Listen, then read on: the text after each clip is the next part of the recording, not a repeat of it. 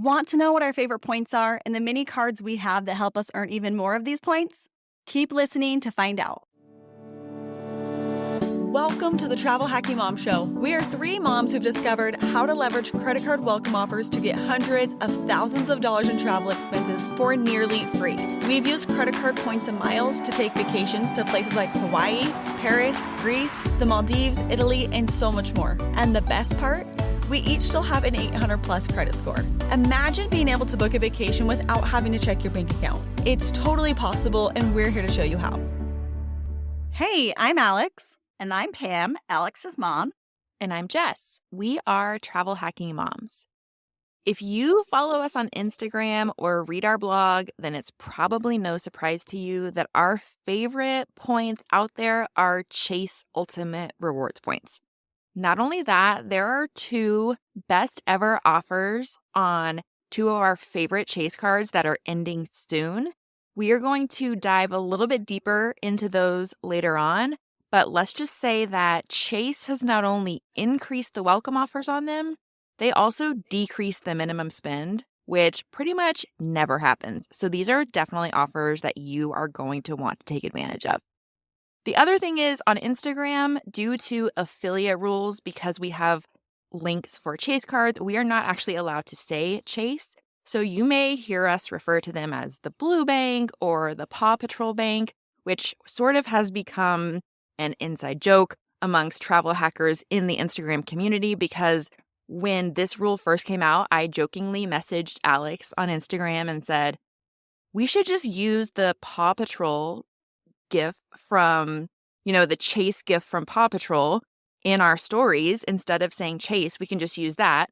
And none of the parents, if you're, anyone who's not a parent will have no idea what we're talking about and will just be confused as to why we're talking about a bank named Dog. But we have a lot of parents who follow us and families who follow us, and we knew that they would instantly get the reference to Chase. So if you ever see the Paw Patrol dog in our stories, that is what we are talking about. Yes. So Chase is like the main dog in the show. There's a bunch of them, but he's like the main, most popular one. He's the police dog, and his name is Chase. So yeah. And my daughter is constantly like, Mom, it's weird that you're obsessed with Paw Patrol. And it's like, I'm not obsessed with Paw Patrol. I'm obsessed with Chase, the bank. And that's how I, communicate that. exactly. My kids had a bunch of Paw Patrol toys from when they were younger, and we got rid of them, but I kept the little Chase dog to put on my desk. I love it. All right, so now we're going to jump into why exactly Chase Ultimate Rewards are our favorite types of points. So the number one reason is because they are easy to earn. There are so many cards that earn Chase Ultimate Rewards points. And so just the ease of earning them makes them really valuable for us. The other thing is you can combine your Chase Ultimate Rewards points with anyone else who lives in your household and also has cards that earn Ultimate Rewards points. So for example, if I had a Sapphire Preferred and my husband also had a Sapphire Preferred or any of the other cards that earn Ultimate Rewards, we could combine our points across accounts for free. There's no limit to how many you can combine. And so it's really easy to combine those points into one account and book a trip.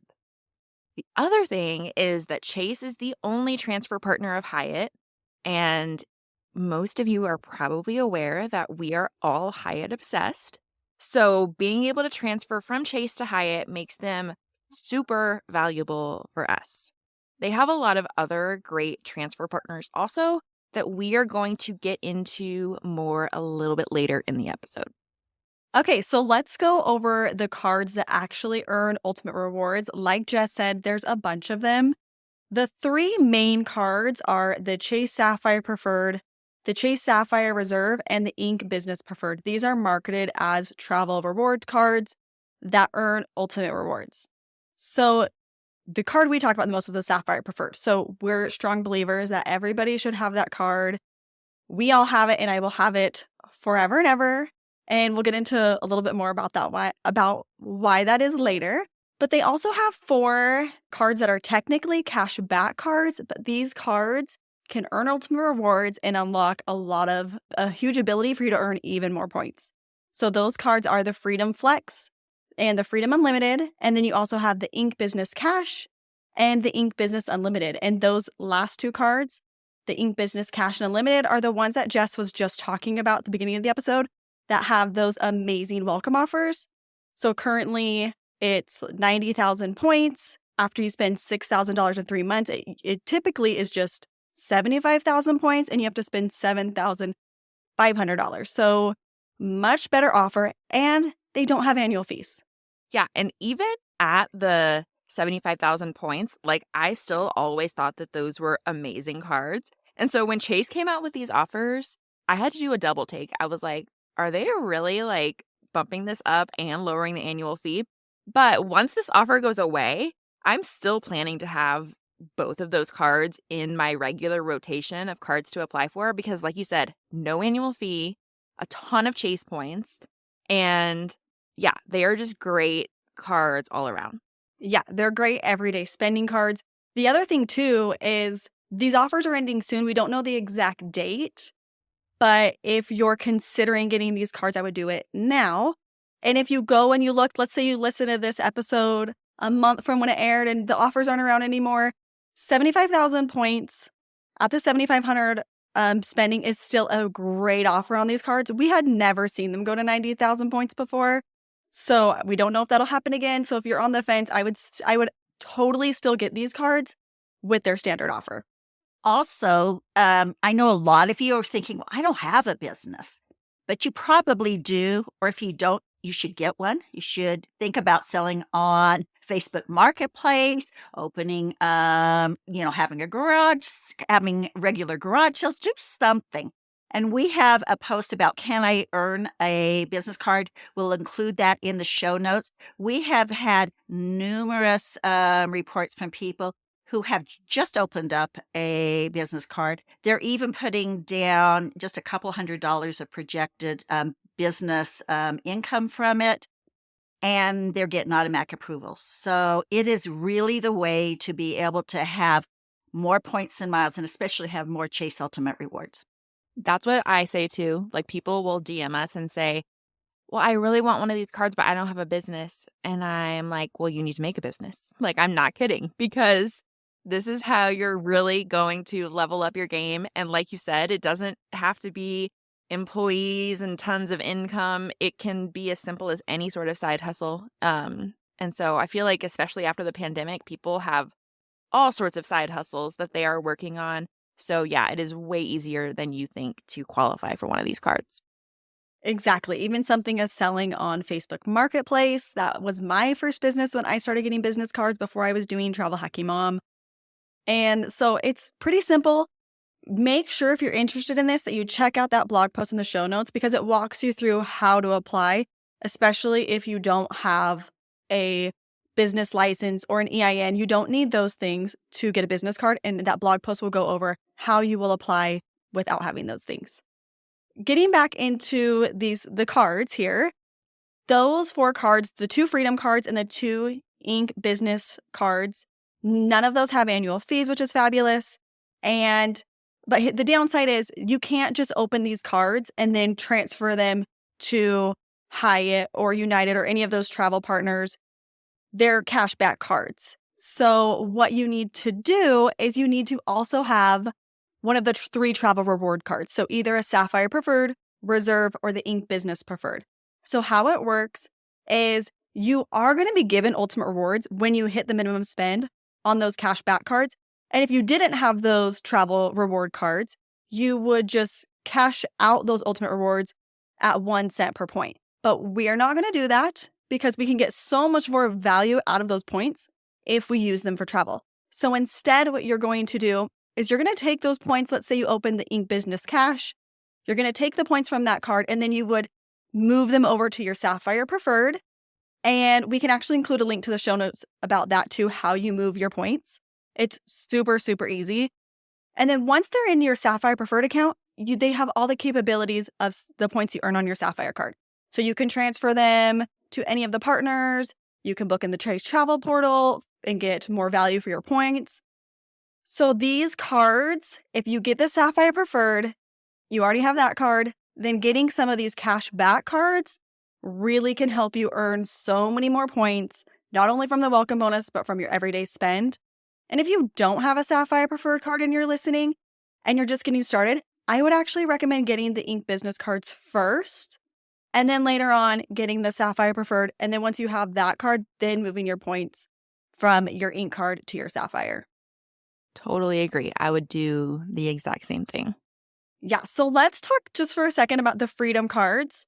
They're very similar. Standard bonus on these cards is 20,000 points after just spending $500. So super easy way to earn a nice free hotel stay by just spending $500. That's almost enough points for a Hyatt stay in Hawaii. So pretty cool that you can get that by just spending $500. But these cards, so the Freedom Flex has rotating categories. So every quarter you can go into your Chase account, activate. You just have to press a little button that says activate, and then you can get 5% back in certain categories. So I think this quarter it's at Target, grocery stores. I think it's those two. So it's up to $1,500 in spending. But if you max that out in a quarter, you're going to get 7,500 points for your everyday spending purchases you were going to make anyway. So we have the Freedom Flex. It's a key part. It's in my wallet all the time because I try to max out those bonus categories when I can. And the other nice thing is, like, when it's grocery stores, we are always looking for places that sell gift cards. And so, for example, even if you don't think you're going to spend $1,500 at the grocery store in 3 months, you could probably find some gift cards from the grocery store to throw in your cart along with your groceries and get 5x on those. Like, Disney gift cards are huge. They sell those at the grocery store. Right there, you have 5x back on your Disney purchase or my grocery store has like hundreds of gift cards to choose from. So basically anything you could think of, they sell gift cards at the grocery store, and that can really, really help, crank up your points earnings. Exactly. The other thing that's nice about this card is it gets 3% back at restaurants. So it's a great card for restaurants. If you shop at the drugstores, you get 3% back there. So it's a really good all-around card. The Freedom Unlimited has the same restaurant and drugstore bonus categories, but instead of the rotating categories, it earns 1.5% back on everything. So that's a really great card because you don't have to think about it. That extra 0.5% really, really adds up. So I have both of these cards. They're in my wallet. My husband has both of them. They're in his wallet. So those are what really help us earn more points on our everyday spending. Even if I'm working on a minimum spend, I will still, if it works out, if the minimum spend isn't too much, I will still be like this quarter. I said, okay, I hand my husband the card. And I said, whenever you go to the grocery store this quarter, this is the card you're using. So he knows Freedom Flex is the card that he's got to use right now at grocery stores. So we love those cards. Yeah, so the Ink Unlimited is really similar, is like basically the business version of the Freedom Unlimited. And that one is also going to get you 1.5x on every purchase. So like Alex said, great for everyday spend, great for any categories that don't have elevated earning potential. Like it would be a good one to use on Amazon or, your utilities, like your electric bill that you may not normally earn more than 1x on. So that would be a great use of that card. And then the Ink Cash is probably our favorite business card of any business cards because it has no annual fee and it earns 2x at gas stations, which is great because there aren't a ton of Chase cards that earn more than 1x at gas stations unless it's one of those, Freedom Flex 5x bonus categories for the quarter. So the Ink Cash is my go-to for gas stations. And also, like I was saying about gift cards, it earns 5x at office supply stores. And when I first read about this card many years ago, I was like, okay, great. Wow, 5x on my printer paper. But now I understand that office supply stores like Staples and Office Depot sell gift cards also. And so I will go to those stores and get like teacher appreciation. Like anytime I need gift cards, I go there. Teacher appreciation, birthdays, holidays, I go stock up on my gift cards for people, use my Ink Cash, and get 5x. I always go and whenever they have a no activation fee, I'll go spend at least $1,000 And then I'll use that if it's a Visa card, I'll use it at Costco. I've taken them with me when I've gone to traveling to other, like to Hawaii, used it for all of our restaurants.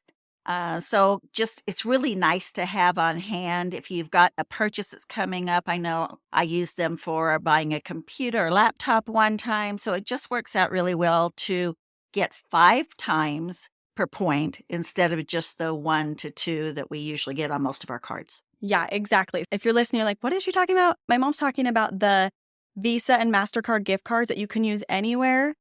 Those typically, when you buy those, you have to pay like a $6.99, $7.99 activation fee.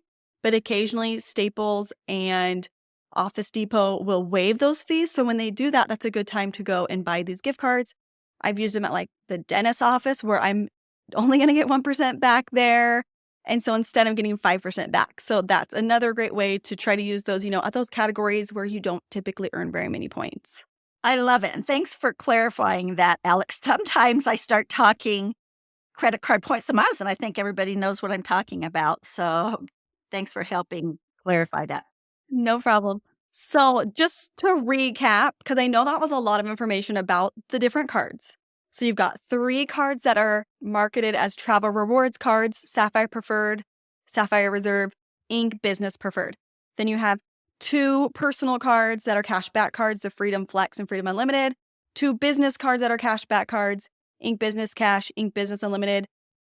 You can have all of those cards, except you can't have the Sapphire Preferred and Reserve at the same time. You can't have both of those. But besides that, you can have those cards, and that's a lot of Ultimate Rewards. People ask us, how do you earn so many of these points? How do you keep getting more of these? Like, well, because there's a lot of the cards, and we get a lot of them. And you can refer your spouse or friends or family for these cards also. And so we've talked about that before, but it's like, I open a Sapphire Preferred, I refer my husband, he opens a Sapphire Preferred, he opens an Ink, he refers me, I open an Ink. And it's like a ping pong ball going back and forth and just racking up tons of points along the way. Yeah. And the other thing is with these cards too, like you can get the bonuses again. So with the Chase Sapphire cards, it has a long waiting period. You have to wait 48 months from when you got your last bonus, and you can't currently have the card. But, my husband he's gotten it twice. I'm about to get it twice. So you can, keep getting these bonuses. For the other Chase cards, it's a 24-month period. So 24 months from your last bonus, you can reapply for the card and you're eligible for the bonus again. So I think that's another thing is people just say, aren't you going to run out of cards? Like if you have so many, you're going to run out. We're like, well, no, they're always coming out with new cards. Secondly, some of the cards we can get again. So there's always ways to get more. There are definitely Chase cards that I've had 2 or 3 times over the course of the years, just opening it, waiting the 24 months, closing or downgrading it, and then reopening it again later. So, yeah. So let's move ahead. Mom, why don't you talk to us a little bit more about how we combine these points? Because this is a huge benefit that some of the other banks don't let you do this, or if they do, it's a little more complicated. It might require a phone call. Chase just makes it really, really easy. They really do. And the only thing that comes into play really is that you can only combine points with someone in your own household. So usually for the 3 of us, that means we can combine points with our spouses. Now, if you had an older child living at home, you could combine points with them too. So what happens is my husband earns points on all of these cards. I earn points on all of these cards.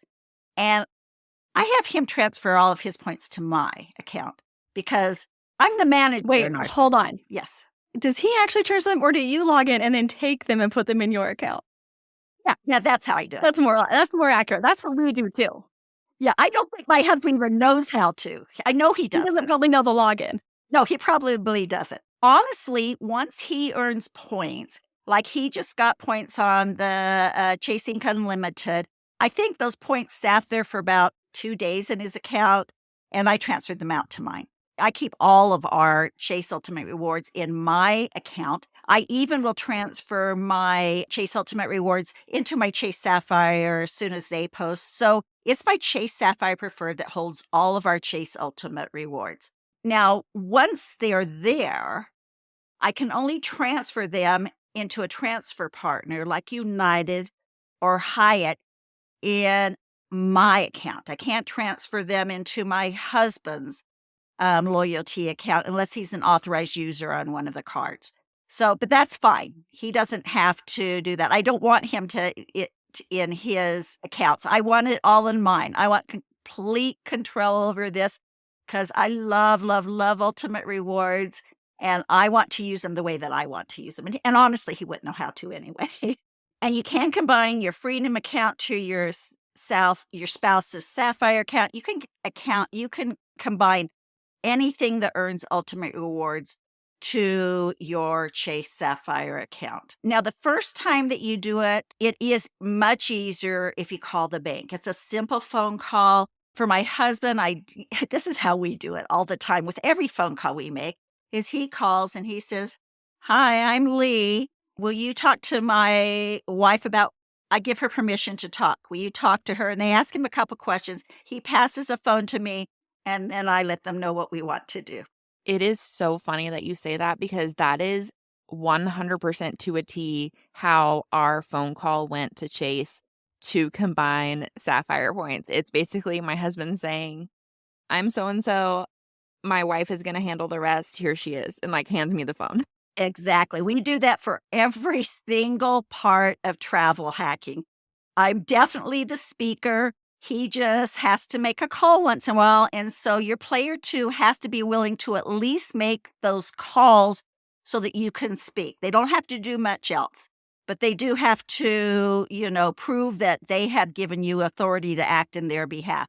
So once we called them, then they linked our accounts.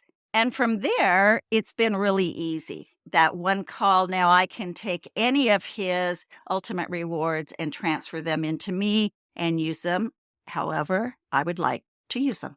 Yeah, that's how it's been for us too. Like once we did the initial phone call to link the accounts, now we can just do everything online via our Ultimate Rewards portals.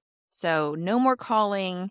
Since then, Chase just makes it really easy to combine the points and use them however we want. I will say that even though he can transfer all his points to me, we each still have a Sapphire Preferred card, and I think each of us will always have a Sapphire Preferred card just because it's a $95 annual fee. You get that $50 hotel credit every year, which effectively brings the annual fee down to $45. And to me, it's just worth $45 a year for both of us to be able to transfer points to our account if need be. Yeah, we do the same thing. We both have it. And the other thing is, too, because you both have it, then you can refer your friends and family. You have more referrals available. We save our referral links. I know people are probably wondering, well, don't you guys just get referrals from everybody who's listening or all of that? We have affiliate links, and affiliate links are through the bank, and we get paid in money with those. Referral links for the Sapphire Preferred cards, for example, you only get 5 a year. And once those are maxed, they're maxed. So we save those referral links for our friends and our family to use. We very, very, very rarely have put those on social media because it just works out better for us to get paid in dollars and to save those for our friends and family. They see how we're traveling, like, how do I do that? So if you're listening, I would highly recommend you try to max out your referral links that same way. Put them on your social media page after you go on a trip. Put them in your Instagram stories. I went on this trip and this is how much I paid. Here's my link to this card. That's part of the reason why we both keep ours, is because then we have more referrals available for us. Yes, and we do the same thing. And just so that you guys know, with affiliate links and are getting paid, it doesn't cost you anymore when you use our affiliate links. And we really, really appreciate when you support us doing that. All right, so I'm going to go into some of the transfer partners that are available with Chase, and we have a master transfer partner cheat sheet that we will link in the show notes. It's also available on Instagram. If you go to the link in our bio, you can get it that way, just sent directly to your email. But basically, it is a huge master list of all 4 major banks and all the hotel and airline transfer partners that you can just print out and have for super easy reference. But a few of our favorite Chase transfer partners are obviously Hyatt, There's United, there's IHG, there's Southwest, there's British Airways, Air France, Singapore Airlines. There are a ton. I personally prefer to use mine for transfer partners that are unique to Chase. So for me, that's Hyatt, United, and Southwest because I value Chase points so much and prefer to transfer them to Hyatt that if I have other points that I can transfer to, say, British Airways or Air France or Emirates or Singapore, I'm going to transfer like Amex points or Capital One points to those transfer partners and save my Chase points for Hyatt. So that's personally how I do it. I think that's kind of what all three of us do.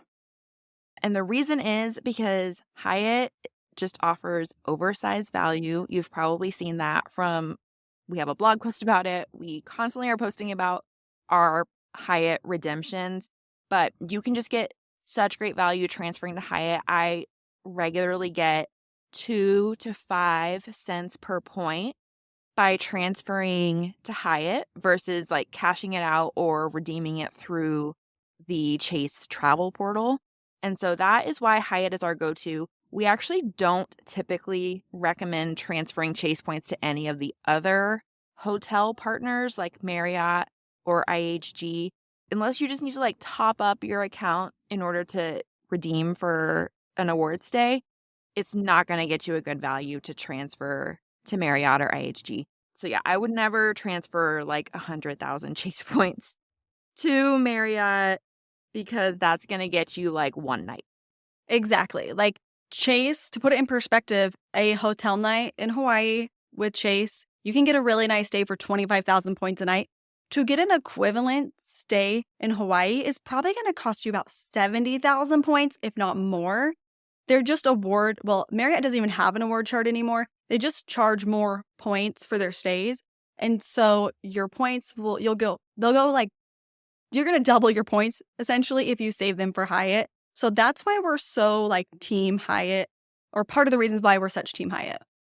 Yeah, because the like Grand Hyatt Kauai, Hyatt Regency Maui, 25,000 Hyatt points a night versus, yeah, like Alex said, 70, 80,000 Marriott points for a comparable property. Yeah, and I used to be Team Marriott. I mean, really, had platinum elite status. I always stayed there. And I'm just, completely converted to Hyatt. That is all I want to stay. It is amazing, the redemptions that we can get with them. So I thought we could each go around and say ways that we've used our Chase Ultimate Rewards points, our favorite ways, maybe our favorite stay we've ever had, something like that. So Alex, why don't you kick it off? Yeah. So like Jess said, we're all team Hyatt. And so I typically try to save my Hyatt points or my Chase Ultimate Rewards for Hyatt stays because that's the only way that I can earn points for Hyatt is either through, opening Hyatt cards or my Chase Ultimate Rewards. So that's a huge priority to me, but I have also used them to top off my United accounts before. The most memorable one was when I topped off my United account. I think I had 50,000 United points and I needed 70. Actually, I did a round trip business class flight, so I needed 90,000 points. So I transferred 90,000 Chase Ultimate Rewards. This was in like 2018. I was still fairly new to travel hacking at that point. And so transferring 90,000 points to United, I was like, am I ever going to get more Chase Ultimate Rewards? I was so like scarcity mindset with it. Now I know, oh yeah, there's always more ways to get more points. But I was like, when am I going to go to Greece again? It was a huge bucket list trip. And I had never flown business class. So I was like, this is like quote unquote once in a lifetime opportunity. When you're newer in points and miles, you're like, when will I ever do this? So now I know was not a once in a life opportunity. I can do it again and again if I want to. So that was a really exciting way to use my points for me. And I'm glad I did it. I loved it. It was so awesome. I also have topped off my Southwest account a few times. So if I want Southwest points, I'm opening up Southwest cards because I don't want to use my Ultimate Rewards for those. But if I'm like, a few thousand points short, then I will transfer my Ultimate Rewards to Southwest to make up the difference. And that's been really, really helpful to be able to do that and be able to book the flights for my family. For example, to go to Mexico, I was like 7,000 points short. So I transfer some points over. Great. We got our flights for a whole family to fly to Mexico. So I love doing that. And like Jess said before, I try to use my Chase Ultimate Rewards for transfer partners that are unique to Chase. So I save my Venture Miles and my American Express membership rewards for most of my international flights. If I'm not going to be booking through United, like if I'm going to book through like Singapore Airlines, I'm going to use my Venture Miles or my American Express membership rewards.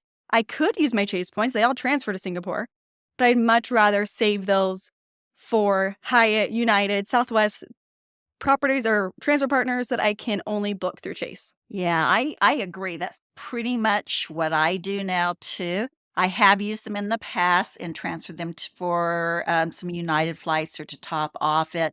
I transferred them into Air France one time when there was a transfer bonus going on.